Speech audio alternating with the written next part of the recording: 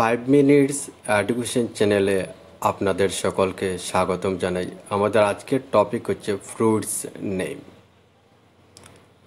এই ফলটির নাম হচ্ছে তরমুজ, যার ইংরেজি হলো ওয়াটারমেলন।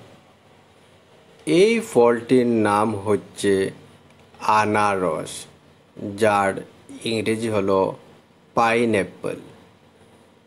এই ফলটির নাম হচ্ছে পেঁপে, যার ইংরেজি হলো পাপায়া।